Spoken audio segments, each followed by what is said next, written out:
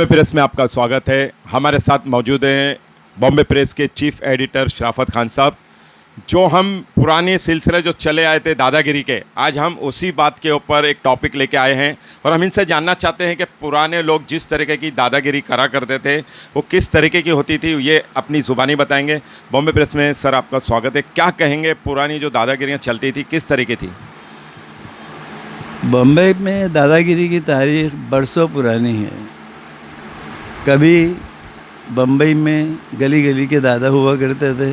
हर गली में एक दादा हुआ करता था जिसका राज उस गली में चलता था, और हर गली में उस राज को लेकर, उस बात को लेकर लोग उनके पास पहुंचते थे अपने मामले निपटाने के लिए, अपना काम करवाने के लिए। उस वक्त में दो गैंग उभर कर सामने आई थी, जिसमें एक गैंग का नाम था रामपुरी गैंग और दूसरे गैंग का नाम था इलाहाबादी गैंग। ये किस जगह की गैंग थी? ये प्ले हाउस के करीब एक जगह थी, मानिक बिल्डिंग। इलाहाबादी गैंग वहाँ गए थे, और डंकन रोड के पास एक जगह थी जहाँ रामपुरी गैंग वाले रहते थे, और वो भी कई गलियों में दादागिरी करते थे। और अक्सर इलाहाबादी गैंग और रामपुरी गैंग आपस में टकराती भी रहती थी। उस वक्त लड़ाई के लिए हथियारों का जो इस्तेमाल होता था वो लाठी डंडे थे। लाठी डंडों से के बाद में लोहे की सलाखें आ गई, और कुछ तरक्की हुई तो सोडा वाटर की बोतलें आ गई। सोडा वाटर की बोतलों को एक दूसरे पर फेंक कर मारा जाता था, जो काफ़ी असरदार होती थी।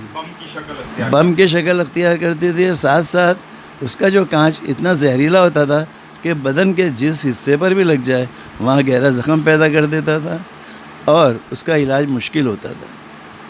तो इस तरह से मामला और आगे बढ़ा।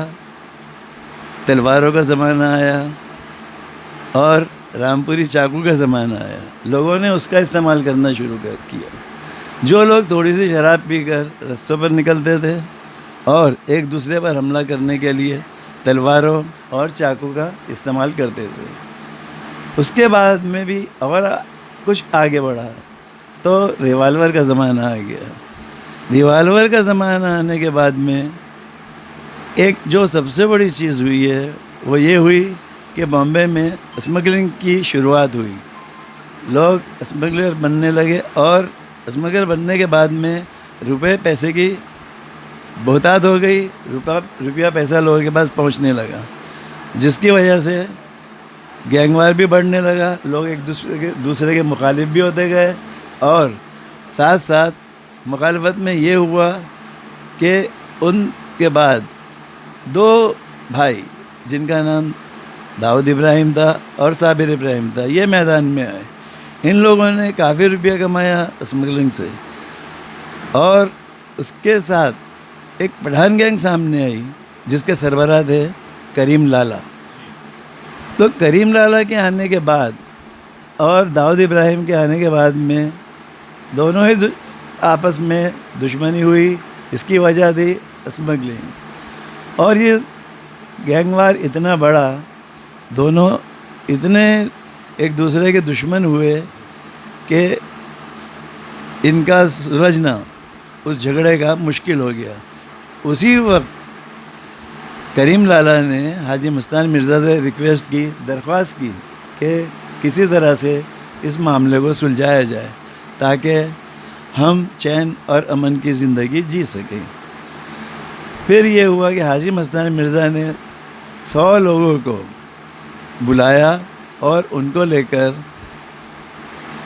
मुक़द्दस शहर काबा गए, और गिलाफ़े काबा पकड़कर इन दोनों ने कसम खाई, दाऊद इब्राहिम ने और करीम लाला ने, कि वो एक दूसरे पर हमला नहीं करेंगे, ना ही एक दूसरे को कोई नुकसान पहुंचाएंगे, ना ही उनके किसी भी आदमी को कोई नुकसान पहुंचेगा, और ना दाऊद इब्राहिम उनके करीम लाला के आदमी को या गैंग को कोई नुकसान पहुंचाएगा। आगे हम और जानना चाहेंगे कि रामपुरी गैंग के अलावा भी कोई और इलाकों में, जैसे बायखल्ला है, तारदेव है, इस इलाकों में भी दादागिरी हुआ करती थी? जी हाँ, बम्बई का बायकल्ला इलाका एक भरी पूरी आबादी वाला इलाका है। इसके अतराफ में ही दगड़ी चाल भी है और अमरनायक की 144 टेनामेंट बिल्डिंग भी है।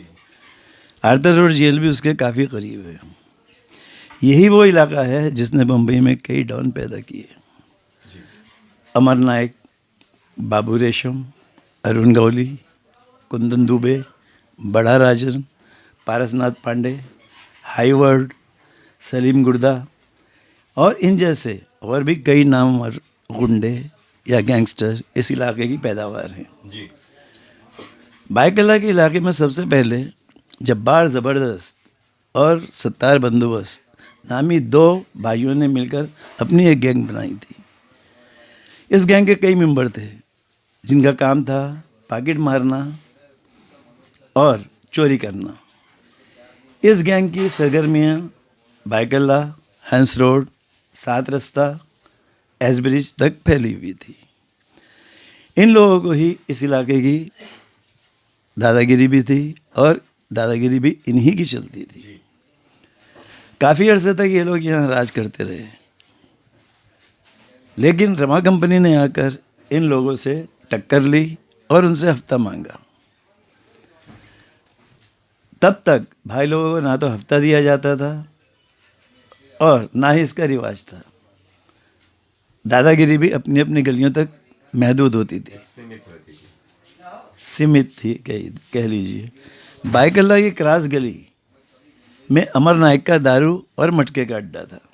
उसके अड्डे के करीब ही लालजी जेठा की चाल है, जिसमें रमा नायक और उसके 4 भाई शेखर, हरी, दिनेश उर्फ धनिया और सुरेश रहते थे।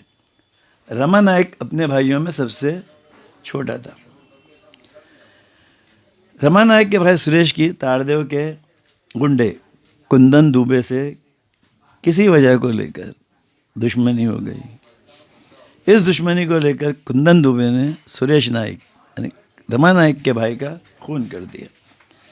इसके बाद कुंदन दुबे ताड़देव से बायकल्ला आया करता और लाल जेठा चाल के सामने आकर रमा नायक और उसके घर वालों को गालियां भी दिया करता था।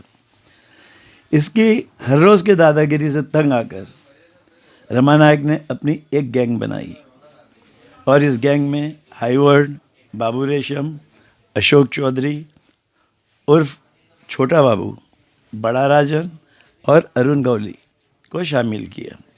कुंदन दुबे के साथ शशि राशम और पारसनाथ पांडे की तलाश में रहने लगा। एक दिन जब शशि राशम बम्बई सेंट्रल पर गंडेरी वाले के ख्वांचे पर खड़ा होकर गंडेरी खरीद रहा था, तभी रमा नायक गैंग ने तलवारों और चौपर से हमला करके उसे मौत के घाट उतार दिया। पारसनाथ पांडे भी बायकल्ला इलाके का ही रहने वाला था और इसकी भी इस इलाके में काफ़ी धाक थी। अच्छे अच्छे गुंडे भी पारसनाथ पांडे से घबराते थे। उसके आगे क्या हुआ? इसके बाद रमा नायक गैंग हफ्ता वसूली में लग गई। हफ्ता ना देने की वजह से पहले सिनेमा के सामने एक होटल के मालिक सुधीर शेट्टी को भी उन्होंने कत्ल कर दिया। अच्छा। इसके बाद एक और जो कारपोरेटर था सोलंकी, उसको भी जान से मार दिया। फिर 7 रास्ता पर रहने वाले एक शख्स यूसुफ लांबा को भी उन्होंने ख़त्म कर दिया। इसके बाद सलीम गुर्दा और मॉललैंड रोड और सलीम गुर्दा वाले को मदनपुरा में भी रमा नायक की वजह से अपनी जान से हाथ धोने पड़े। ये दोनों ब्राउन शुगर का धंधा करते थे और उन्होंने रमा नायक को हफ्ता देने से इनकार कर दिया था। रमा नायक गैंग की आंखों में खून सवार हो चुका था। ये लोग छोटी मोटी बात पर भी किसी को भी मौत के घाट उतार दिया करते थे। इस दौरान रमा नायक गैंग का एक गुंडा प्रभाकर धुरी अमर नायक के से हफ्ता लेने के लिए उसके अड्डे पर पहुंचा, मगर अमर नायक ने उसे हफ्ता देने से इनकार कर दिया क्योंकि वो खुद बड़ा गुंडा था। उसने इनकार कर दिया। रमा नायक इस वक्त जेल में अपने साथियों के साथ उम्र कैद की सज़ा काट रहा था। तभी किसी मामले में पुलिस इंस्पेक्टर लोमटे ने दाऊद और उसके साथियों इकबाल टेम्पो और शेर सिंह को गिरफ्तार करके क्राइम ब्रांच की लॉकअप में डाल दिया था। इसी क्राइम ब्रांच के पुलिस लॉकअप में दाऊद इब्राहिम गैंग और रमा नायक गैंग की दोस्ती की शुरुआत हुई थी। इसमें पुलिस की कितनी भूमिका थी? मैंने बताया ना कि पुलिस अपना काम बराबर कर रही थी। इंस्पेक्टर लोमटे उस वक्त क्राइम ब्रांच का एक बड़ा ऑफिसर तस्लीम किया जाता था और गुंडे उसके नाम से भी घबराते थे। इस तरह के कई पुलिस ऑफिसर थे जिन्होंने हाँ कि उस वक्त में नाम भी कमाया और पुलिस के फ़र्ज़ के मुताबिक अपना फ़र्ज़ भी अंजाम दिया। बहुत बहुत शुक्रिया बॉम्बे प्रेस से बात करने के लिए। ये थे हमारे शराफत खान साहब जिन्होंने पुरानी दादागिरी से लेके जो एंड तक जो हुआ है उस सारी बातें बताई हमारे दर्शकों को। इसी तरह की हम अपडेट हमेशा हर हफ्ते हर महीने जब भी हमारे खान साहब के पास कोई आती है स्टोरी तो हम आपको बताएंगे। बॉम्बे प्रेस के साथ मकसूद शेख। बॉम्बे प्रेस को लाइक शेयर एंड सब्सक्राइब कीजिए तेज़ ताज़ा खबरों के लिए।